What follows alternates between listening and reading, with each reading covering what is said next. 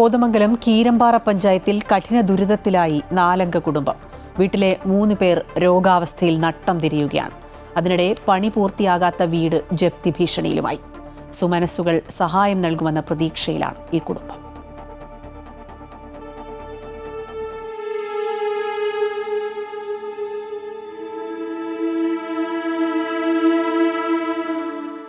കോതമംഗലം കീരമ്പാറയിലെ പുന്നേക്കാടുള്ള ഒരു കുടുംബത്തിൻ്റെ ദയനീയ അവസ്ഥയാണിത്.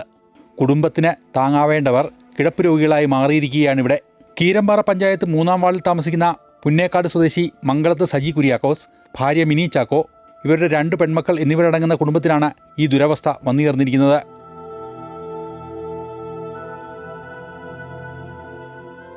ക്യാൻസറിൻ്റെ 4ാം ഘട്ടത്തിൽ ചികിത്സയിലാണ് മിനി. കുടുംബത്തിൻ്റെ ഏക ആശ്രയമായിരുന്ന ഭർത്താവ് സജിക്ക് പ്രമേഹം കൂടി കിടപ്പിലായതോടെ പണിക്ക് പോകാനാവുന്നില്ല. 2 പെൺമക്കളാണ് ഇവർക്കുള്ളത്. മൂത്ത മകൾ 100% വൈകല്യം നേരിടുന്നു.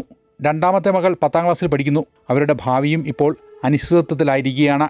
കാലിന് ഷുഗർ വന്ന് ബാധിച്ച് ഇങ്ങനെ എനിക്ക് വേറെ ഒരു ജോലിയും ചെയ്യാൻ പറ്റാത്ത അവസ്ഥയിൽ ഞാനിവിടെ ഇരിപ്പാണ്.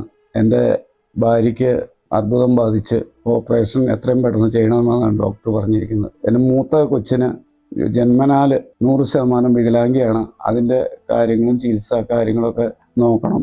പണി പൂർത്തിയാക്കാത്ത വീട് ജപ്തി ഭീഷണിയിലാണ്. ഏത് നിമിഷവും വീട്ടിൽ നിന്ന് ഇറങ്ങേണ്ട അവസ്ഥയിലാണ്.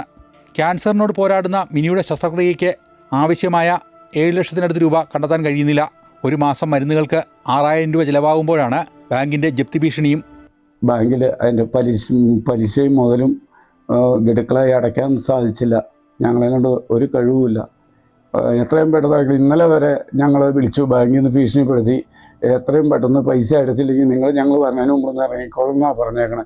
ഞങ്ങൾ എന്ത് ചെയ്യണമെന്നറിയാൻ പറഞ്ഞത് ഇരിക്കുക. ഞങ്ങളെല്ലാവരും കൂടി സഹായിക്കണം.